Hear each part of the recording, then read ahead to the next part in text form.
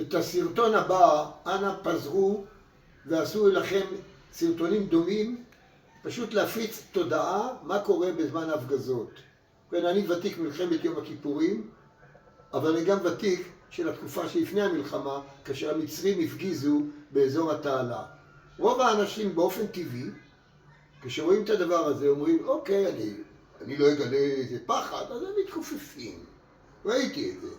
מתי ראיתי את זה? הייתי בבית כנסת בשמחת תורה, היה אזעקה, ואנשים עמדו קצת מבוכים, היו גם לוחמים שם. הסוגיה הזאת היא לחימת הגנה.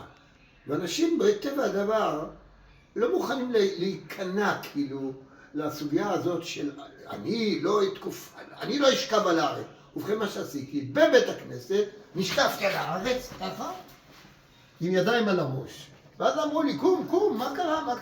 חבר'ה, תשכבו גם אתם. דבר דומה היה כשהנחיתי את צעדת הדגלים בירושלים, באמצע הייתה ההפגזה הזאת מרצועת עזה, לכיוון ירושלים, והייתה סירנה, קיבלתי גם התראה מהמשטרה, ואז אמרתי לכל הקהל הקדוש שעמד שם, היו שם עשרות אלפים רבים, חברים, אם ברגע שזה קורה, ואז פתאום סירנה מגיעה, לשכב על הארץ, להתפזר, להיצמד והיו כאלה, פתאום אני לא אשכב. אז אני רוצה להסביר מה מסלול הפגז. כשהפגז יורד על הארץ, הפיזור של הרסיסים הולך ככה, הוא לא הולך ישירות. וכשאתה נשכב על הארץ, אתה בעצם מתחת לרסיסים. כל זה לא מדובר בתוך בית, שזה סיפור בנפרד. אבל גם בתוך בית רצוי מאוד מאוד לשכב, אם אין ממ"ד. עכשיו אני רוצה לספר לכם, הייתי ביחידת עילית במלחמת יום הכיפורים. היחידה הזאת בדרך כלל עושה פשיטות וכו', הם לא מתמצאים היו בסוגיות האלה של הפגזות עליהם, כי הם תמיד היו בשושו. ואני הייתי שם כקצין שעוסק בסוגיה, במומחיות שלי, ובגלל זה צברו אותי. אמרתי, כולם לרדת מתחת לנגמ"ש.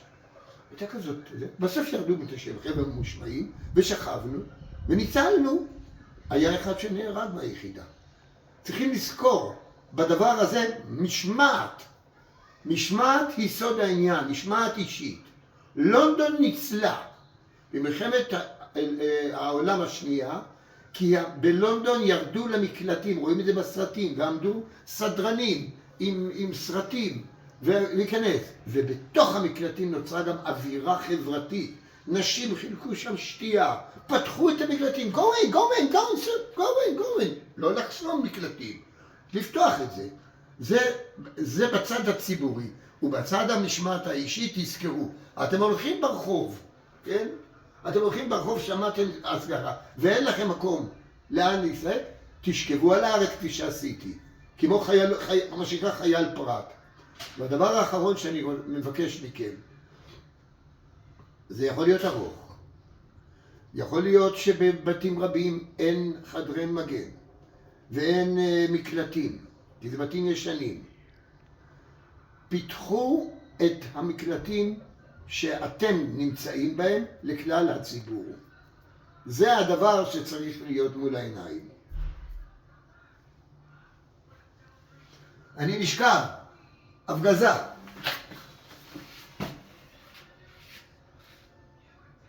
עד יעבור זעם. לספור, לראות כמה דקות עברו, ולהצמד לקיר אם אפשר. חיילות פרט.